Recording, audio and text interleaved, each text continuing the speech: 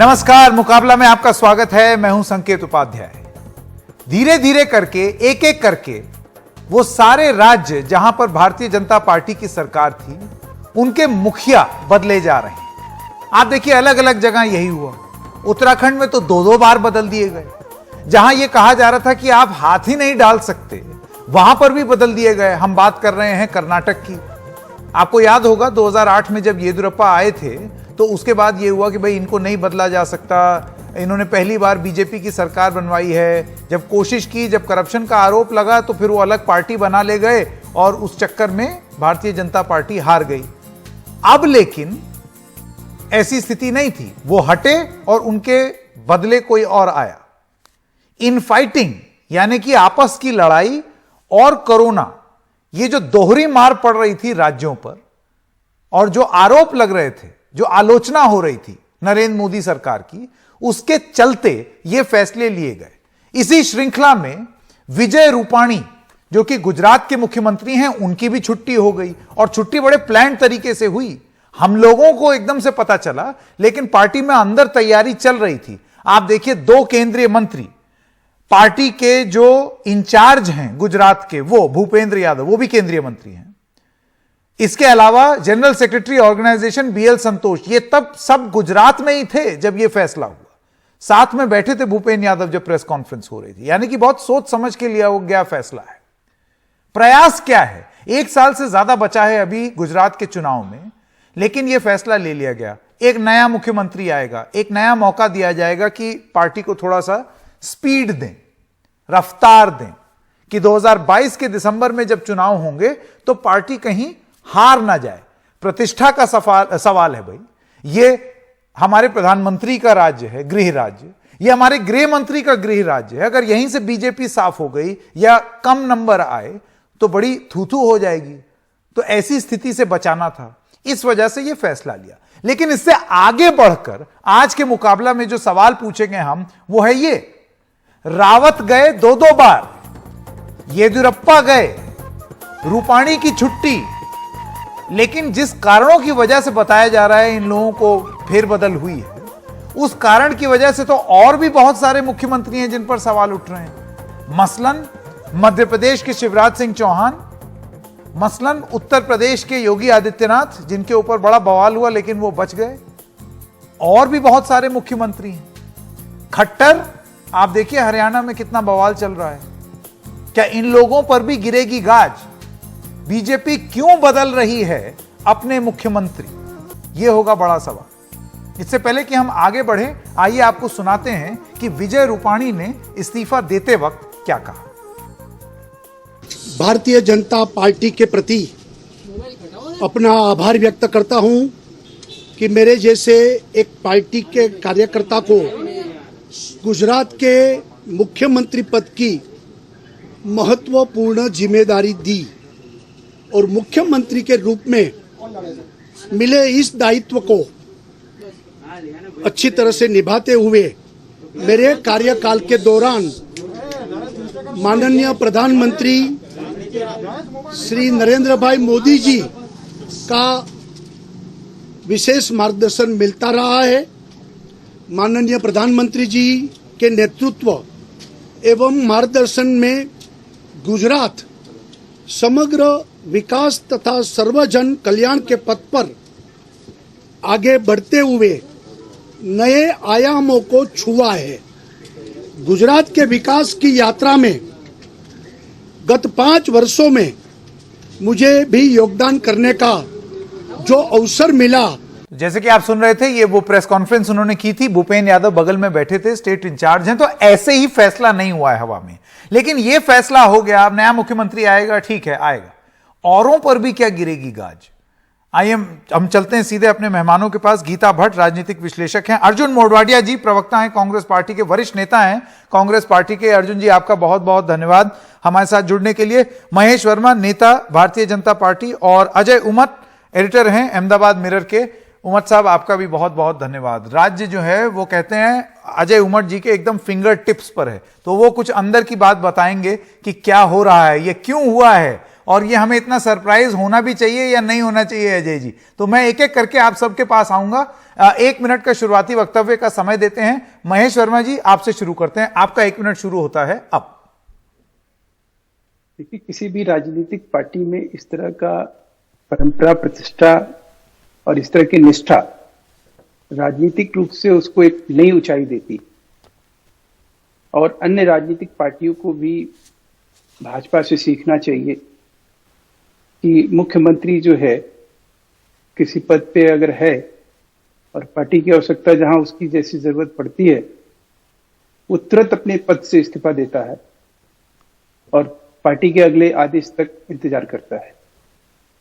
लेकिन चूंकि इतिहास गवाह है भारत में कि मुख्यमंत्री पद के लिए पार्टियों को तोड़ दी गई, मरोड़ दी गई, और अभी हाल में आप देख ही रहे हैं एक राष्ट्रीय राजनीतिक पार्टी के बीच में किस तरह से राजस्थान, पंजाब और अन्य जगह कलह जो है वो जग जाहिर हुआ है। तो उस तरह की कोई चीज जो है कम से कम भाजपा में कहीं दिखाई नहीं देती, न कहीं इस तरह से अपनी किसी महत्वाकांक्षा की वजह से पार्टी को नुकसान पहुंचाएगा। जी महेश जी, वापस आऊंगा।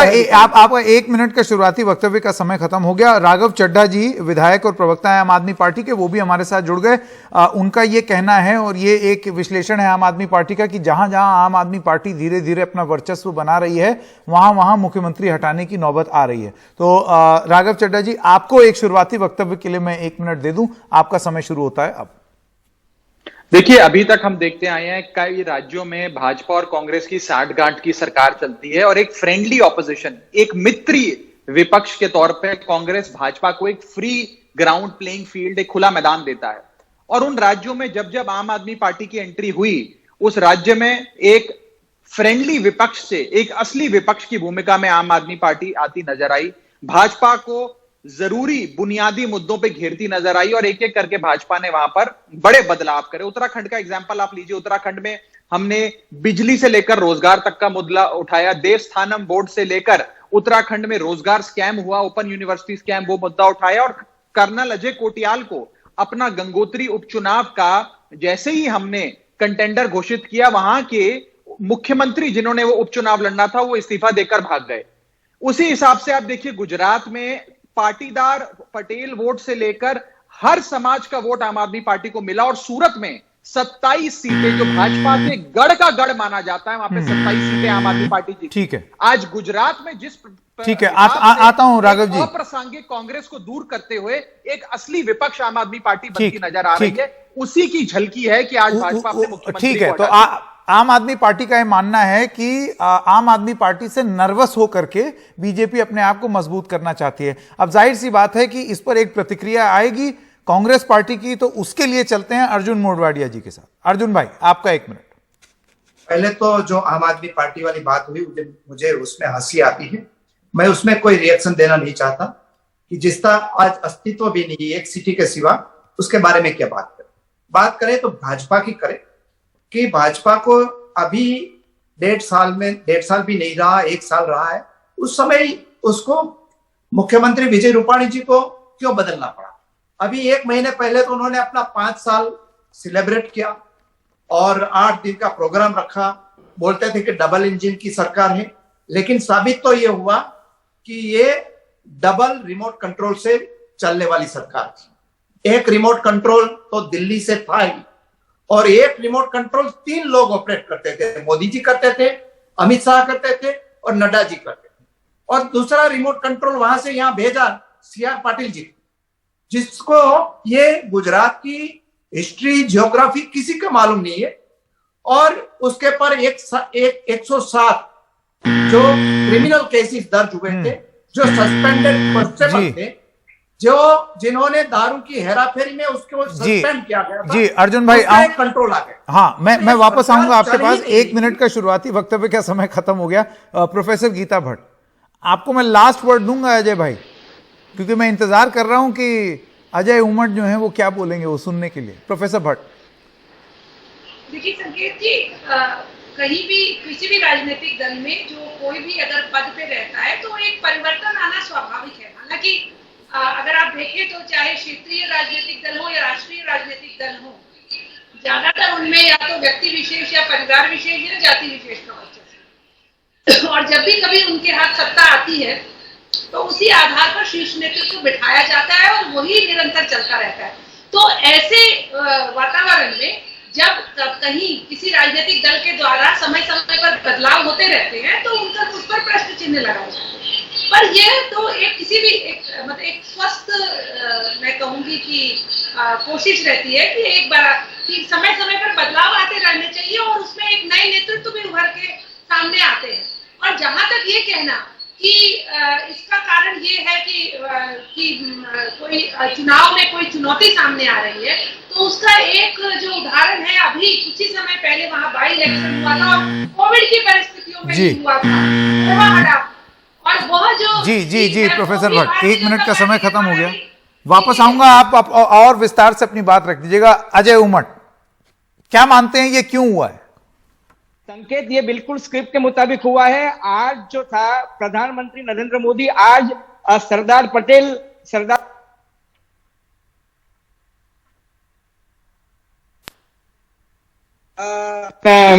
अपेक्षित उम्मीदवार हैं, वो सब उसी फंक्शन में हाजिर थे। मुख्यमंत्री विजय रूपाणी, नितिन पटेल, मनसुख मांडविया, पुरुषोत्तम रूपाला, प्रफुल्ल पटेल की अनुपस्थिति खास थी, लेकिन सीआर पटेल और भूपेंद्र यादव ये सब लोग वहां हाजिर थे। और उसके समक्ष मुख्यमंत्री विजय रूपाणी जी ने मिच्छा में दुक्कड़म कह दिया था, मतलब मन वचन कर्म से अगर मुझसे कोई गलती हुई है तो मैं माफी चाहता हूं। और ये साफ संकेत है कि चुनाव के 1 साल पहले भारतीय जनता पार्टी की ये नीति रही है। पहले आनंदीबेन को भी 4 साल पे हटाया था, अभी विजय रूपाणी को भी हटाया है। और पिछले सप्ताह केवड़िया कॉलोनी में भारतीय जनता पार्टी की प्रदेश कारोबारी हुई थी, उसमें यह साफ तय हो गया था कि विजय रूपाणी जी की विदाई निश्चित है।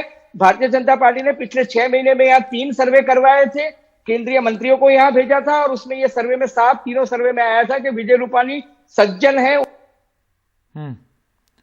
जी, ऑडियो कनेक्शन चला गया। मैं अजय जी आपके पास वापस आऊंगा, एक छोटे से ब्रेक के लिए अभी रुकते हैं।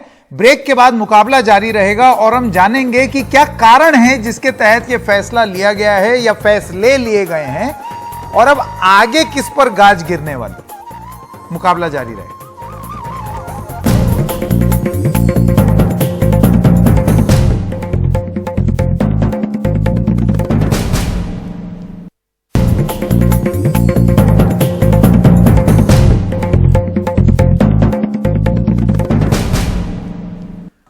ब्रेक के बाद आपका स्वागत है। हम बात कर रहे हैं गुजरात में जो उथल पुथल हुई है उसको लेकर के।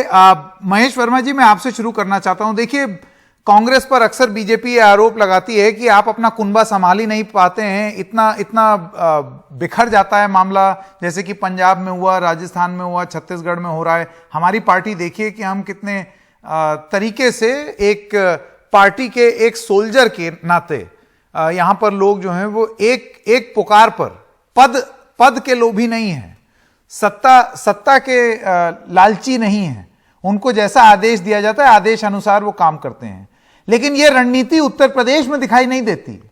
तो क्या हम ये माने कि जो सुन रहा है उसको आप सुना देते हैं और जो नहीं सुन पाता उसको आप छोड़ देते हैं? अब रूपाणी साहब दब गए, येदियुरप्पा जी जो हैं वो दब गए तो हट गए। उत्तराखंड में तो 2-2 बार दबाव झेल गए। यूपी में ये नियम नहीं लागू हुआ।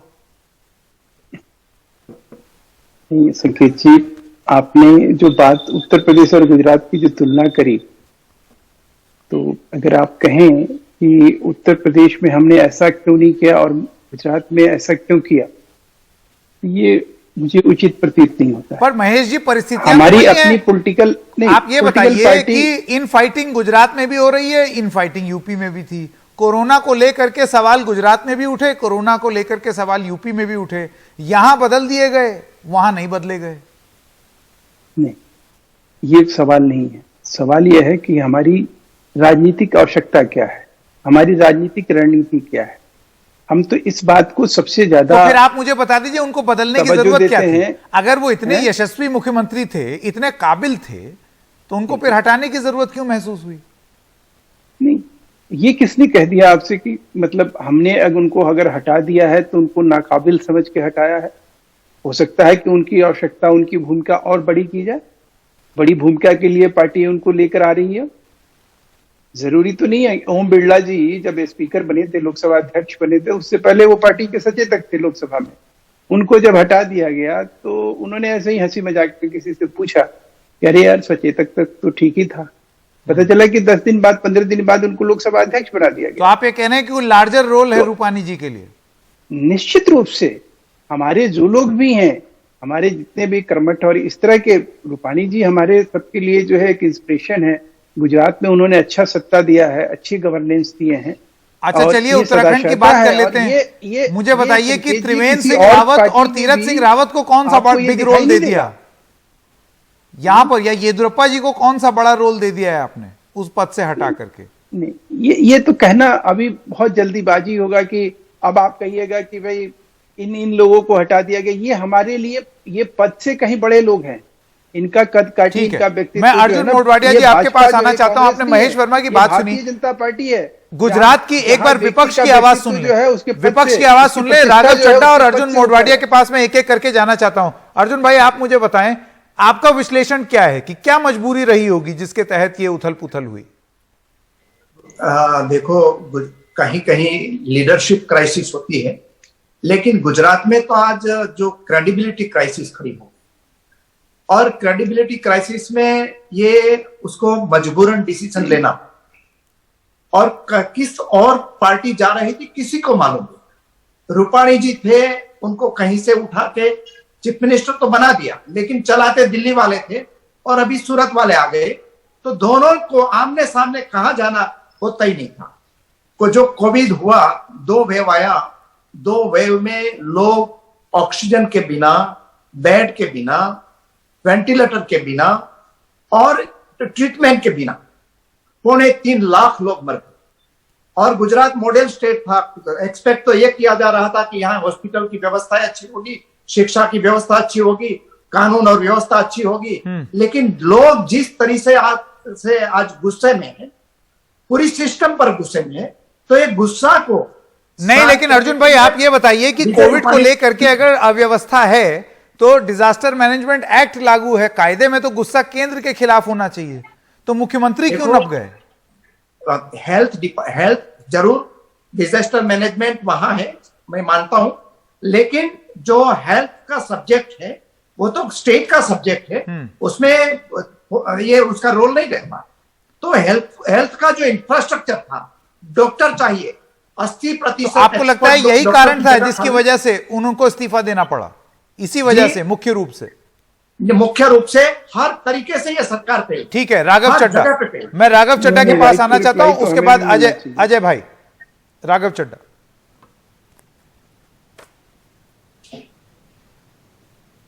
राघव आपकी आप म्यूट पर हैं।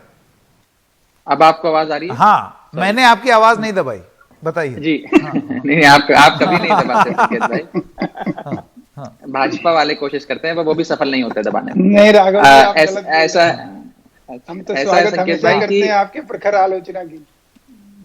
हर राज्य में आप देखिए, उत्तराखंड से लेकर गुजरात तक एक नॉन परफॉर्मिंग सरकार, 0 वर्क चीफ मिनिस्टर्स लगाकर रिमोट कंट्रोल से सरकार चलाई जा रही थी। और आज इन दोनों राज्यों में, क्योंकि हम विशेष तौर पे उत्तराखंड और गुजरात की बात कर रहे हैं, दोनों राज्यों में एक बड़ी आबादी है जो भाजपा को वोट नहीं देना चाहती, लेकिन उससे भी बड़ी आबादी है जो कांग्रेस को भी वोट नहीं देना चाहती। यानी कि एक विपक्ष के लिए एक वैक्यूम बहुत बड़ा क्रिएट हो रहा है। मैं बड़ी गुड़ बात कह रहा हूं। अगर एक आबादी है जो भाजपा को वोट नहीं देना चाहती, उससे कहीं बड़ी आबादी कांग्रेस को भी वोट नहीं देना चाहती, और ओवरलैपिंग है कहीं ना कहीं ये आबादियां। तो एक विपक्ष के लिए एक वैक्यूम क्रिएट होता है। और आज एक म्यूजिकल चेयर्स, एक बड़ा कंफर्टेबल म्यूजिकल चेयर्स भाजपा और कांग्रेस के बीच चल रहा था। आप उत्तराखंड का उदाहरण ले लीजिए, 20 साल से पहले 5 साल बीजेपी, फिर कांग्रेस, फिर बीजेपी, फिर कांग्रेस। पहले 5 साल आप लूटो, फिर बाद के 5 साल हम लूटेंगे। अब आम आदमी पार्टी की एंट्री के बाद मैं आपको 1-2 छोटे उदाहरण देता हूं। हमने 13 लाख, उत्तराखंड एक छोटा सा सूबा है, 70 विधानसभाएं सीटें हैं, दिल्ली से भी छोटा है आबादी के मामले में। उस 70 विधानसभा सीटों वाले उत्तराखंड में 13 लाख से अधिक परिवारों ने अरविंद केजरीवाल जी की मुफ्त बिजली गारंटी कार्ड की रजिस्ट्रेशन कराया, अपना पंजीकरण कराया। वहां पे हमने घर घर जाकर लोगों को दिल्ली मॉडल के बारे में बताया। अजय कोटियाल जैसे भोले का फौजी जिसे कहा जाता है, जिन्होंने भारतीय फौज में अपनी सेवाएं दी से लेकर उत्तराखंड मंदिर निर्माण में जब पुनर्निर्माण किया गया अपना योगदान दिया छोटा सा, उस व्यक्ति को मुख्यमंत्री पद का उम्मीदवार वहां खड़ा किया। एक स्पिरिचुअल नहीं कैपिटल। तो, लेकिन ये तो उत्तराखंड की बात हो गई। गुजरात के संदर्भ में आप क्या कहेंगे? मैं गुजरात के संदर्भ में बता देता हूं।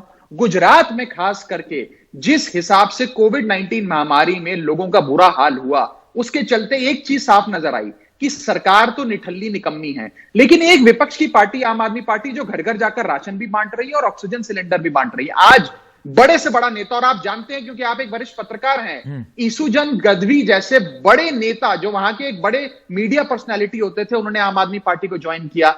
मुकेश भाई सवानी जो वहां के वन ऑफ द बिगेस्ट फिलॉन्थ्रोपिस्ट हैं, वो हमारे साथ आए। ये बड़े बड़े लोगों के आने के बाद जो जो कैंपेन्स हमने वहां पर चलाए हैं, चाहे वो जन संवेदना मुलाकात, तो आपका ये कहना है कि मुख्यमंत्री का बदलाव सिर्फ और सिर्फ इसलिए हुआ है क्योंकि कांग्रेस से उतनी उम्मीद नहीं थी, लेकिन आम आदमी पार्टी जिस तरीके से बढ़ रही है तो उसकी वजह से बीजेपी ने किया। आप इसका उदाहरण इसी से समझ लीजिए, और अगर आपका कोई गुजरात का रिपोर्टर है यहाँ पे तो वो बताएंगे आपको। आज आम आदमी पार्टी की छोटी से छोटी नुक्कड़ सभा में भी कांग्रेस की बड़ी रैली के मुकाबले ज्यादा भीड़ आती है। भाई मुझे एक बार अर्जुन भाई के पास वापस जाना पड़ेगा। ये अर्जुन मोडवाडिया बहुत जल्दी, मैं एक राइट टू रिप्लाई दे दूं, उसके बाद अजय उमड़, उसके बाद चले जाइएगा। एक वाक्य बस कहूंगा। अर्जुन भाई से अभी आपने पूछा तो अर्जुन भाई ने कहा कौन आम आदमी पार्टी, ये तो एक छोटे से शहर की दिल्ली की पार्टी है। मैं अर्जुन भाई को कहना चाहूंगा बड़े आदर के साथ, मैं बहुत उनका सम्मान करता हूं। शीला दीक्षित जी भी 2013 में कहा करती थी कौन अरविंद केजरीवाल, कौन आम आदमी पार्टी, ये कौन झाड़ू वाले लोग आ गए। और क्या हश्र हुआ शीला दीक्षित जी का, स्वर्गीय शीला दीक्षित जी का और कांग्रेस पार्टी का, वो दिल्ली में हमने देखा। ठीक है, तो इस प्रकार से अहंकार में आकर कौन आम आदमी अहंकार में ना आए। ठीक है, गुजरात की जनता जरूर जवाब। ठीक है, अर्जुन मोडवाडिया आपका राइट टू रिप्लाई, उसके बाद अजय उमड़। मैं मेरे दोस्त को कहना चाहता हूं, मैं तो भूमि पर, यहाँ जमीन पर हूं और जमीन पर रहकर बात करता हूं कि यहाँ कोई आम आदमी पार्टी का 2017 में भी उन्होंने एक्सपेरिमेंट किया था। वहां सर लोगों की डिपॉजिट गई थी। हाँ जरूर एक सूरत सिटी में उनका थोड़ा सा प्रेजेंस है, बाकी कहीं कुछ नहीं है, इसलिए मैं कोई सीरियसली नहीं ले रहा हूं।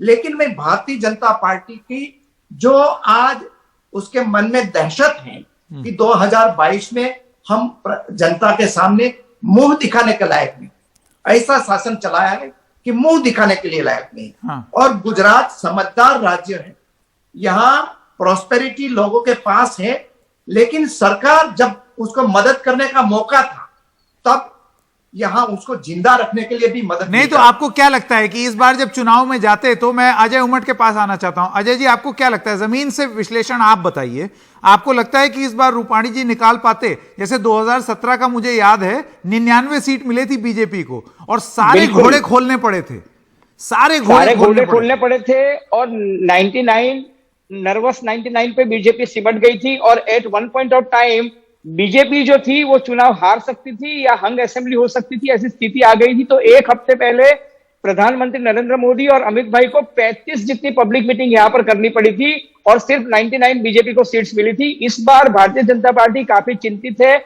इसलिए मैं आपको जो बता रहा था कि पिछले 6 महीने में भारतीय जनता पार्टी ने 3 सर्वे करवाए अलग अलग एजेंसी के साथ। और उस सर्वे में यह नतीजा आया कि भारतीय जनता पार्टी वापस सत्ता में नहीं आ सकती अगर विजय भाई रूपाणी मुख्यमंत्री रहे तो। और आम आदमी factor definitely it is important from Gujarat aspect, क्योंकि कांग्रेस पार्टी की जो वोट बैंक है वो क्षत्रिय, हरिजन, आदिवासी और मुस्लिम है, खाम थियरी। लेकिन आम आदमी पार्टी ने आके, जैसे राघव चड्ढा जी ने बताया, सूरत में उन्होंने जो परफॉर्मेंस किया उससे कांग्रेस की वोट बैंक हट गई और पूरी 24 कॉर्पोरेशन की सीट्स जो थी, जो पाटिल का गढ़ माना जाता है, सीआर पाटिल का, उसमें कांग्रेस पार्टी को नहीं मिली और आम आदमी पार्टी को मिली। और अभी आम आदमी पार्टी सौराष्ट्र में और नॉर्थ गुजरात में पटेल समुदाय को आकर्षित करने की कोशिश कर रही थी। और इसीलिए आपको याद हो तो नरेश पटेल ने खोडलधाम में यह कहा था कि गुजरात का अगला मुख्यमंत्री जो है वो पटेल होना चाहिए। और उन्होंने आम आदमी पार्टी के कार्यकर्ताओं को और नेताओं को खोडलधाम में आमंत्रित किया था, जिससे बीजेपी काफी अपने आप को नर्वस। अजय जी आप मुझे ये बताइए, तो क्या बीजेपी मजबूर होगी इस बार जो अगला मुख्यमंत्री होगा उसको पटेल समुदाय से करने पर? क्योंकि अभी तो रूपाणी जी हैं, रूपाणी जी तो पटेल है नहीं, रूपाणी जी पटेल नहीं है, रूपाणी जी जैन थे, लेकिन वो पार्टी प्रेसिडेंट की पोजीशन पे लाना चाहते थे पटेल, लेकिन आ गए पाटिल। इसलिए अभी उनको पटेल तो लाना ही पड़ेगा, क्योंकि गुजरात में हमेशा ये रहा है कि पटेल और क्षत्रिय वो दो मिलकर ही पक्ष बनते हैं। नहीं, पर आप इसमें देखो भी केशुभाई कौन सा के पटेल, वक्त संगठन देखिए गुजरात की है? डायनामिक्स जो है अजय भाई, एक काड़वा पटेल, लेवा पटेल, अब इन दोनों में से बिल्कुल। कौन? देखो उस वक्त ये हुआ था, केशुभाई पटेल को भी चुनाव के 4 साल बाद हटा दिया गया था, आनंदीबेन को भी 4 साल बाद हटा दिया गया था, क्योंकि उनको लग रहा था एंटी इनकम्बेंसी काफी हावी हो चुकी है। और नरेंद्र मोदी की हमेशा ये फिलोसॉफी रही है कि अगर एंटी इनकम्बेंसी आ जाती है तो चेहरा बदल दो, और चेहरा बदलने के बाद एक नया चेहरा लेके आओ। इसलिए उन्होंने ये फिलोसॉफी को इस बार फिर आजमाया है, जो इन्होंने कॉर्पोरेशन के चुनाव में और जिला पंचायत में भी किया था। दूसरा, ये पटेलों को अनामत का लाभ देना चाहते हैं, पटेलों को ओबीसी में लाना चाहते हैं। आज एक दूसरा इंपॉर्टेंट फैक्टर ये हुआ कि जिस सरदार पटेल धाम में आज जो फंक्शन था, जिसमें नरेंद्र मोदी वर्चुअली उपस्थित रहे थे, उसमें मनसुख मांडविया, सीआर पाटिल, गोवर्धन झड़पिया, पुरुषोत्तम रूपाला, ये सब तो उपस्थित थे। उस वक्त विजय रूपाणी जी फंक्शन छोड़ के चले गए, उन्होंने कहा कि मुझे इंपॉर्टेंट मीटिंग में जाना है। लेकिन नितिन पटेल ने उस वक्त ये कहा कि अगर पटेल अनामत का लाभ लेना चाहते हैं तो हमारी सरकार उनको जरूर वो लाभ देने के लिए सर्वे करवाएगी। ये बहुत इंपॉर्टेंट एस्पेक्ट है कि गुजरात में पटेलों को अनामत का लाभ देना ये सरकार चाहती है। और इसीलिए जो केंद्र सरकार ने अभी जो संशोधन, मतलब संविधान में जो संशोधन किया है, उसका लाभ सबसे पहले गुजरात में लाने की ये है। ये काफी सोची समझी राजनीति है। और गुजरात ये भारतीय जनता पार्टी की लेबोरेटरी रही है, गुजरात भारतीय जनता पार्टी की पॉलिटिकल लेबोरेटरी रही है, और यहाँ पर ये एक्सपेरिमेंट करने जा रहे हैं। अब ये जो पॉलिटिकल विश्लेषण है, ये आप देखिए बहुत डिटेल्ड है। मैं प्रोफेसर भट्ट आपके पास आना चाहता हूं। ये पूरा एक सोची समझी रणनीति, यही चीज हम शुरुआत से कह रहे हैं कि ऐसा नहीं है कि आज दोपहर में एकदम से विजय रूपाणी, एकदम से ये मन आया बीजेपी में कि चलो आज गुजरात का मुख्यमंत्री हटाया जाए, ऐसा नहीं है। उसके पीछे कितने महीनों की प्लानिंग। नहीं, देखिए संकेत जी, कोई भी राजनीतिक दल है, वो कोई भी अगर निर्णय लेता है, और खास करके जब कोई नेतृत्व में बदलाव की बात आती है, तो उसको सोच समझ कर लेना भी चाहिए। हालांकि क्योंकि हम जो जिस प्रकार से पंजाब, राजस्थान वगैरह में हम देख रहे हैं किस प्रकार से वहां लड़ाई सड़कों पर उतर आई है, और ई सीट बजाने की बात बहुत बड़े बड़े नेता कर रहे हैं, तो उससे अगर तुलनात्मक आप देखते हैं तो यहाँ एक जो बदलाव लाने की प्रक्रिया है उसके ऊपर सोच विचार जरूर किया गया है। नहीं, दो चीजें, एक सेकंड प्रोफेसर भट्ट, बदलाव सिर्फ इसलिए क्योंकि एक बदलाव चाहिए, या ऐसी जरूरत महसूस हुई कि भाई गड़बड़ हो जाएगी इसलिए बदल दो? देखिए, अभी अगर आप देखें तो पिछले जो जितने भी उपचुनाव हुए हैं, 8 उपचुनाव हुए, उनमें से कई ऐसी सीट थी जो कांग्रेस के पास थी, लेकिन वो सीटें भी जो है वो भाजपा ने जीती सारी वहां वो सीटें। और अभी मोरपा हडाप में तो अभी उपचुनाव हुआ है जिस समय कोविड की परिस्थितियां थी, तो भी उस समय वहां जीत हुई। तो एक जो बार बार एक एंटी इनकम्बेंसी की बात जो अभी चल रही है, तो ये तो उसमें बैठ नहीं रहा है फिर। नहीं, लेकिन प्रोफेसर भट्ट देखिए, स्थानीय निकाय चुनाव या फिर और छोटे छोटे चुनाव और राज्य के चुनाव और लोकसभा के चुनाव, इनके परिणाम हमेशा अलग अलग। आप अनेकों उदाहरण उठा लीजिए जिसमें राज्य के चुनाव में कुछ और नतीजा आता है और उसके बाद केंद्र का जब चुनाव होता है तो कुछ और नतीजा आता है। महेश वर्मा, मैं आपके पास आना चाहता हूं। आपने राघव चड्ढा की बात सुनी, अर्जुन मोढवाडिया की बात सुनी, और आपने अजय उमट जी की बात सुनी और प्रोफेसर भट्ट की बात सुनी। इनका जो विश्लेषण है, और खासतौर से अजय भाई जो बोल रहे हैं कि ये एक रणनीति बन गई है, और बीजेपी की नहीं, खास तौर से नरेंद्र मोदी की रणनीति, कि जब कुछ ना बदल पाओ तो चेहरा बदल दो। आपको लगता है उसी फिलॉसफी के तहत बेचारे रूपाणी जी नप गए? नहीं, देखिए अजय जी क्यों कह रहे हैं और एक तरफा उनका एनालिसिस क्यों है, ये वो जाने। अब रही बात की हमारे राघव चड्ढा जी की, दिल्ली को बारिश में आकंठ डुबाए हुए और भ्रष्टाचार का सारा परचम लहराए हुए राघव चड्ढा जी की पार्टी जो है, अगर इस तरह का मुंगेरी लाल की हसीन सपने देख रही है कि वो गुजरात में कुछ अच्छा परफॉर्म करने वाले हैं और इस तरह की बातों को कह के जनमानस के ऊपर कहीं राज करेंगे, तो मुझे नहीं लगता है कि ये उनकी बात कहीं से फिट बैठती है। और वो भी गुजरात के मामले में जहां उनको मुंह की खानी पड़ी, उनके सारे कैंडिडेट जितने भी लड़े थे जमानत जब्त हो। अब रही बात की हमारे एडिटर साहब ने जो बात कही और जिस तरह का विश्लेषण किया, मैं ये कह रहा हूं कि आप पिछली बार भी आप लोग यही कह रहे थे, जिसमें आपने उस समय के सबसे जुझा सम्राट जो पटेलों के युवराज कहे जाते थे उनको भी कांग्रेस ने साथ में लिया, जो बैकवर्ड लीडर थे उनको भी साथ में लिया, और जो दलित नेता थे उनको भी साथ में लिया। नहीं, लेकिन ऐसा है सबको महेश साथ जी, में आप लेने भी के मानेंगे कि इतना सब कुछ होने के बाद, और ये बता, अगर आप बहुत मजबूत होते, ये बात सही है, जो जीता वही सिकंदर, आप जीत गए, नर्वस 99 जैसे अजय भाई कह रहे हैं वो भी आ गया, लेकिन आप ये सोचिए आपके गढ़ में अगर आप डबल डिजिट में आ जाएं और ट्रिपल डिजिट में ना रहें, ये वो राज्य है जहां से बीजेपी के दोनों शार्प चाणक्य कहे जाने वाले लोग आते हैं। यहां पर आप अपने गढ़ में 100 पार नहीं कर पाए, 2/3 बहुमत आप जगह जगह उसकी बात करते हैं, लेकिन अपने गढ़ में नहीं कर पाए। तो आपको लगता है इस बार भी एक बड़ा नाक का और प्रतिष्ठा का सवाल हो जाता, या अभी भी बना हुआ है? तो वो एक संकेत जी, वो राजनीतिक विश्लेषण जो है वो कई एंगल पे उसको आप एनालिसिस कर सकते हैं। उसको सिर्फ इसी बात पर लाके भाजपा को आप ये कहेंगे कि भाई बीजेपी की ये सीट अगर कम हुई तो आप उसके वोट परसेंटेज देखें, हमारे वोट परसेंटेज जो थे वो इंक्रीज किया था, एक बात। दूसरी बात मैं आपको कहूंगा कि देखिए, अगर एंटी इनकम्बेंसी की जो बात कही जा रही है कि 4 साल की एंटी इनकम्बेंसी है उसकी वजह से ये चीज हो गया, हम तो पिछले 25 साल से रूल कर रहे हैं वहां। अगर गुजरात की जनता को हम नहीं कुछ दिए होते, हम उनकी हम उनकी सेवा नहीं तो किए आप होते, दोबारा पावर में नहीं आते। नहीं तो इसीलिए तो ये सवाल पूछा जा रहा है कि इस बार क्या आपको लग रहा था कि थोड़ा सा नर्वस हो गए राघव चड्ढा? मैं आपसे ये जानना चाहता हूं, बीजेपी का ये कहना है, एक तो बीजेपी और कांग्रेस दोनों को ये लगता है कि आम आदमी पार्टी प्लेयर ही नहीं है और मुंगेरी लाल के हसीन सपने देख रही है गुजरात में। रियलिस्टिकली बताइए, एक सूरत में कुछ सीट जीत जाना आपको लगता है कि आपको कॉन्फिडेंस जरूर दे देगा, लेकिन वास्तविकता से हट के सपने हैं क्या आपके? देखिए, पहली बात तो यह है कि हम एक छोटा सा राजनीतिक दल है, लेकिन जनता जहां जहां विकल्प चाहती है, जहां जहां Arvind Kejriwal model of governance चाहती है, वहां जनता आम आदमी पार्टी को पुकारती है। ये सरल सी बात है।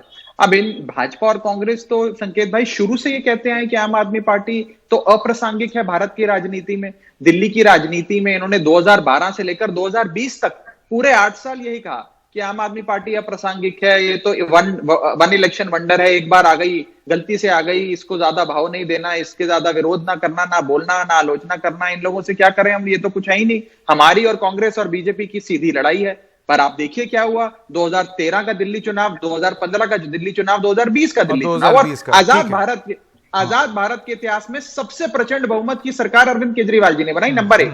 नंबर 2, सूरत को आप इतना कम ना आंकिए। भाजपा के गढ़ में जो गढ़ है उसका नाम सूरत है। It is the fortress with in the fortress. उस गढ़ में जाकर अगर मान लेते हैं कि भाजपा के खिलाफ एंटी इनकम्बेंसी थी, भाजपा के खिलाफ लोगों का विरोध था, तो वहां की नेचुरल ऑपोजिशन तो कांग्रेस पार्टी है। कांग्रेस को वोट मिलना चाहिए था, ना भाजपा को वोट मिला, ना कांग्रेस को वोट मिला, और लोगों ने एक नए विकल्प आम आदमी पार्टी और अरविंद केजरीवाल को वोट दिया। क्यों दिया? वो इसलिए दिया कि एक उम्मीद बनती नजर आई। यही पंजाब में है संकेत भाई, यही पंजाब के आज के डेट में सर्वे भी ठीक है, समझ गया। अब ये देखना ये होगा 2022 की, और एक आखिरी वाक्य, 2022 की सर्दी में आम आदमी पार्टी अपने आप को एस्टेब्लिश कर पाती है। एक सेकंड, समय मेरे पास खत्म हो रहा है। अजय उमर, मुझे एक जरूरी बात करनी है। 1980 में भाजपा बनी थी, 10 साल लगे थे भाजपा को अपना पहला राज्य जीतने में। आम आदमी पार्टी को, चलिए ठीक है, अर्जुन भाई कुछ बोलना चाहते हैं और उसके बाद अजय जी। अर्जुन जी, मुझे आप मौका नहीं दे रहे हैं। हाँ अर्जुन जी बोलिए। अरे बिल्कुल नहीं साहब जी, ये पूरा टाइम गुजरात में मैं मेरे आम आदमी पार्टी के दोस्त को बताना चाहता हूं कि दिल्ली से गुजरात बहुत दूर है। दिल्ली है, गुजरात है। गुजरात में 8000 लोकल बॉडीज चुनाव हुआ था, 8000 सीट में से उसको 100 भी नहीं मिला। इसलिए बात आम आदमी पार्टी को छोड़िए, लेकिन गुजरात में 27 साल से बीजेपी, ये बात सही है कि 27 साल से, और जनता उससे ऊब चुकी है। और वहां के हर जो बड़े लीडर है, छोटे लीडर है, वहां सिर्फ धन कमाने और अपना पद बनाने में वहां लगे हुए हैं। चारों ओर से जो आज आधी बीजेपी है, वो वहां गुजरात कांग्रेस से लीडर गए हैं, उनको क्या मंत्री बनाया है, क्या एमपी बनाया है, या उनको एमएलए बनाया है। वहां के कार्यकर्ता भी इतने नाराज, इसलिए आज वो अंदर इतनी जमी पड़ी हुई है कि जब से सीआर पाटिल आए हुए हैं, तब से सीआर पाटिल, नितिन पटेल और विजय रूपाणी जी तीनों आपस में खुलेआम कहीं स्टेटमेंट दिखाई देते हैं।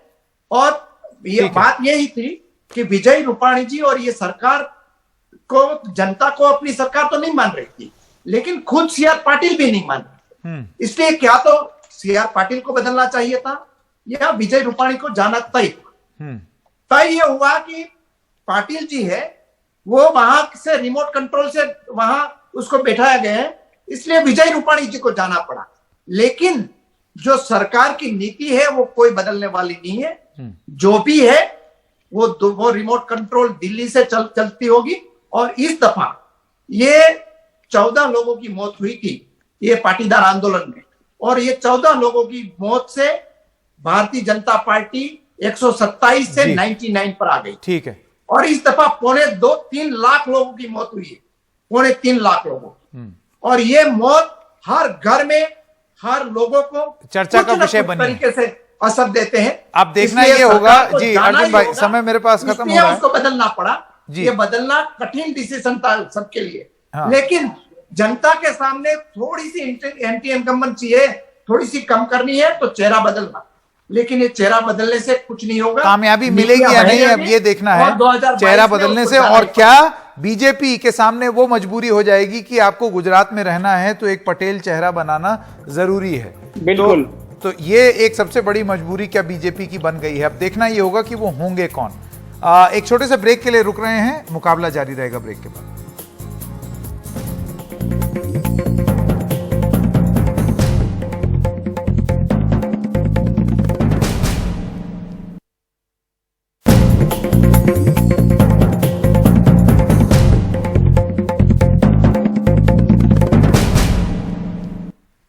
मैं अब अजय उमर जी के पास आना चाहता हूं। अजय जी, आप मुझे ये बताइए कि लिस्ट ऑफ प्रोबेबल्स कौन हो सकता है और क्या पटेल करना मजबूरी हो गई है बीजेपी की? देखो, भारतीय जनता पार्टी जो है वो कास्ट कॉम्बिनेशन, एक पटेल, एक ओबीसी और एक जो है क्षत्रिय कम्युनिटी, इस तरह से एक सीएम और 2 डेप्यूटी सीएम के फॉर्मूला पे अभी वर्क कर रहा है। अमित भाई अभी रात को 9 बजे अहमदाबाद आने वाले हैं और बिल्कुल कास्ट कॉम्बिनेशन पे जाएंगे। और विजय रूपाणी ने जाते जाते एक बहुत ही इंपॉर्टेंट स्टेटमेंट चेहरे के बारे में करके गए हैं। उन्होंने कहा कि चेहरा कोई भी बदल जाए, अल्टीमेटली भारतीय जनता पार्टी के पास एक ही चेहरा है और वो नरेंद्र मोदी है गुजरात में, इसलिए बाकी चेहरे बिल्कुल गौण हो जाते हैं, इन मतलब जिसकी कोई वैल्यू नहीं है। लेकिन मुझे लगता है अभी कंपटीशन में जो हरीफाई में है, एक सीआर पाटिल है, एक प्रफुल्ल खुड़ा पटेल है, एक मांडविया जी है, रूपाला जी भी है, लेकिन सबसे ज्यादा कंपटीशन में आज की तारीख में प्रफुल्ल पटेल, सीआर पाटिल और गोवर्धन झड़पिया नजर आते हैं। और अगर नितिन पटेल को अगर प्रमोशन देते हैं तो अच्छी बात है, और अगर नितिन पटेल को प्रमोशन नहीं मिलता है तो वो भी विजय रूपाणी की तरह कैबिनेट से बाहर चले जाएंगे, क्योंकि एक ही पार्टी, एक ही सरकार में एक सीएम और दूसरा डेप्यूटी सीएम दोनों पटेल नहीं हो सकते। इसलिए मुझे ऐसा लगता है या तो नितिन पटेल को प्रमोशन दिया जाएगा या फिर कोई नया पटेल चेहरा आएगा तो नितिन पटेल डेप्यूटी सीएम भी चले जाएंगे और उनको कहीं गवर्नर बना दिया जाएगा। दूसरी सबसे इंपॉर्टेंट बात यह है कि पटेलों को अनामत का एडवांटेज देने की बात गुजरात में बहुत ही गंभीरता से सोची जा रही है और गुजरात ऑलरेडी इलेक्शन मोड में आ गया है। भारतीय जनता पार्टी ने अपना संगठन और सरकार दोनों के अंदर काफी कुछ इतने इंपॉर्टेंट डिसीजंस लिए हैं, पेंशन से लेके महंगाई भत्ता और ये सब बढ़ा दिया है, ताकि सभी तबकों को राजी करने की काफी कोशिश विजय रूपाणी ने भी की थी और ये अगर आगे भी चलता रहेगा। और संगठन में काफी कुछ काम सीआर पाटिल कर रहे हैं, उसके लिए उन्होंने बड़ी से बड़ी इंटरनेशनल प्रोफेशनल एजेंसीज को भी हायर किया है, जबकि कांग्रेस पार्टी और आम आदमी पार्टी जो है वो काफी दूर है उनसे। इन्होंने काफी काम आगे कर दिया, तो इलेक्शन मोड में बीजेपी ऑलरेडी आ चुकी है। बहुत बहुत डिटेल्ड आपका विश्लेषण, हमेशा मजा आता है आपकी बात सुनकर के अजय भाई। संकेत, थैंक यू। आपके साथ भी थैंक यू बहुत बहुत धन्यवाद हमारे साथ जुड़ने के लिए। वक्त है एक छोटे से ब्रेक का, मुकाबला जारी रहेगा, कहीं मत जाइए।